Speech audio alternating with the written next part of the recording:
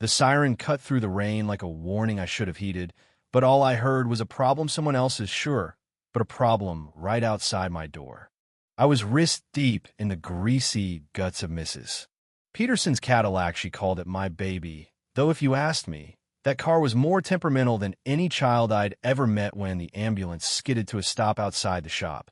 Engine sputtering, lights spinning wild, painting the whole lot in frantic red and blue. Thing is, the hospital's another mile down the road, so right away I knew something was wrong. You ever get that feeling like you're about to get pulled into something big, and you wish you could just be invisible for a minute? That was me. But then Frank's voice gravel in a blender ripped through the noise. "Jack, what's all that racket out there?" He didn't need to ask. Frank was the kind of boss who pretended he didn't notice emergencies unless they came with an invoice attached. Ambulance broke down. I hollered, already wiping my hands. One of the EMTs jumped out, all nerves and no jacket, yanking the hood up, rain pouring straight into the engine bay. Frank slid out from under a BMW, oil-smeared and scowling. "Don't even think about it, Jackson. Peterson's here at noon. You got 2 hours." I glanced at the clock, 10:17 a.m., then back at the ambulance, where a second EMT was banging on the window for help. "Frank," I said, grabbing my kit, but he blocked my way. "Not our circus, not our monkeys. Dispatch will send another unit." That's when the driver started shouting, voice cracking, "Please, we need help. Someone's in here, the shop just stopped." Miguel froze mid-brake job. Denise set her phone down, and even the radio fizzled out like it knew something was up. Frank dropped his voice to a growl. "You step out that door, don't bother coming back. Let me tell you, in a small town, jobs don't grow on trees." But I looked out at that ambulance, rain pooling under the tires, and thought, this isn't about a paycheck. "I'll have Peterson's car done by noon," I called, already halfway out the door. "I mean it, Jackson," Frank bellowed, but I was gone. Rain hit me like cold coffee, wide awake in an instant. The EM Rodriguez, his tag, Reed, looked about 20 and ready to cry. "Engine died, man. Cardiac arrest in the back. Next ambulance is 20 minutes out." He popped the hood, and I dove in, rain soaking through my shirt. 20 years of wrenching everything from tanks to tractors, and you get a feel for engines sometimes, it's just muscle memory. Found a relay cracked and leaking water. Easy fix for someone who gives a damn. A woman in scrubs appeared, glasses fogged up, panic in her voice. "BP's dropping. We're losing her." I said, "Give me 3 minutes, stripped some wires, built a bypass sketchy as hell, but enough to get them rolling." "Try it." Rodriguez jumped in, turned the key, engine sputtered, then roared alive. She squeezed my shoulder, the kind of thank you that says more than words. The ambulance peeled away, siren screaming. And just like that, it was quiet again except for the rain and Frank's shadow filling the doorway. I trudged back, toolkit heavier with every step, soaking wet and already guessing what came next. Frank waited, arms crossed, stone-faced. "Told you not to go." "I know, but I'll get Peterson's car done." He shook his head. "No, you won't. You're fired, Jackson." Silence. Denise's eyes went wide. Miguel stared at his shoes, and the shop suddenly felt smaller than a closet. "Somebody could have died, Frank," I said. "Not our problem," he snapped. "There are procedures. They wouldn't have made it in time," I said, soft but steady. "Not your call," Frank spat. "Get your things." So 11 years gone in 11 minutes. I packed up me father's old socket set, the weird-shaped wrench I'd bought with my first bonus, every piece with a memory. Miguel crept over. "This isn't right, Jack." I shrugged. "Kid, you'll be fine. Remember what I taught you about those Japanese transmissions." Denise came over as Frank stomped back to his office. "Jack, Meadow View Garage is hiring. My cousin can put in a word." I smiled, but my insides felt hollow. Rain eased to a drizzle. I loaded my toolbox into my old Ford, climbed in, and just sat. My phone buzzed. "Tyler, my boy 15, smart as a whip dad, MS. Rivera loved my science project."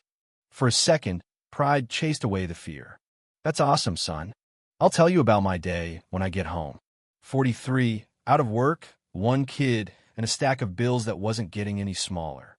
Millfield's not big word gets around, and Frank's got pull, so finding another gig would be uphill. I ended up, don't ask me why, at St. Mary's Hospital, just to see if the ambulance made it. Rodriguez waved me over, grinning. Patients in surgery thanks to you. Lost my job for it, I said, trying to sound like it didn't matter.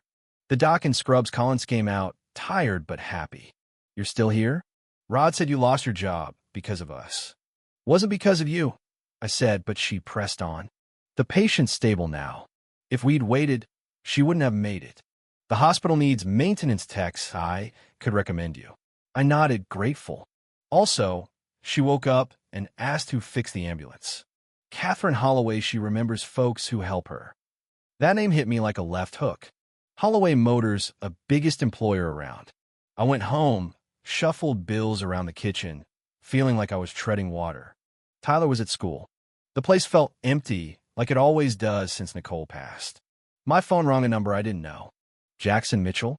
This is Rebecca Winters from Holloway Motors. MS.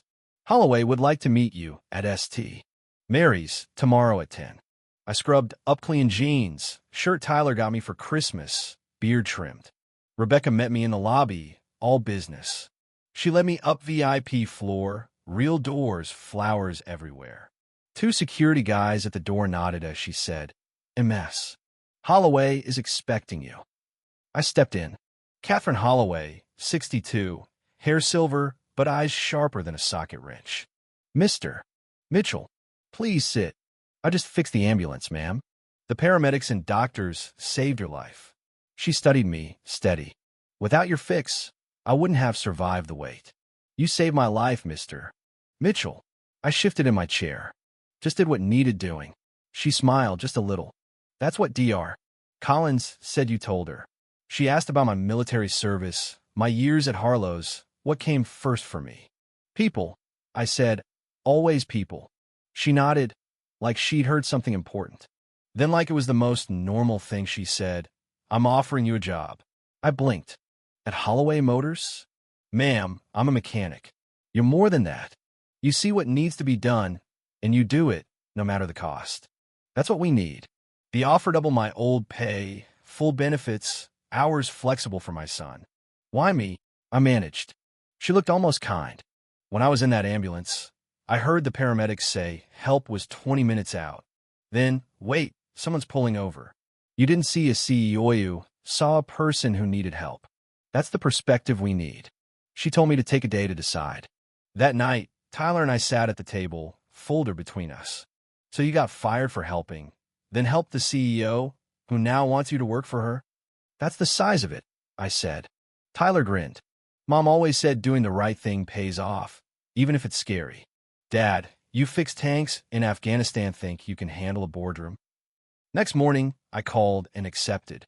6 months later, I was standing in Catherine Holloway's office top floor, whole county spread out below. I'd just been offered another promotion, Director of Vehicle Safety. You've changed how we do things, she said. You see what computers can't. That night, I drove past Harlow's. Frank was still under the lift, the world spinning on as if nothing ever changed. But I didn't feel bitter, just grateful. Losing that job cracked something open in me, let the light in. When I got home, Tyler met me at the door, waving an envelope. Dad, I got the Holloway Motors summer internship. Engineering track. That's fantastic, I said, voice thick. And I did it on my own. They didn't even know I was your kid till the end. We stood there on the porch, sun breaking through the last rain clouds. Mom will be proud, I said. Of both of us, Tyler replied. You know, sometimes one rainy morning can change everything. Lose your job, save a life, start a new chapter.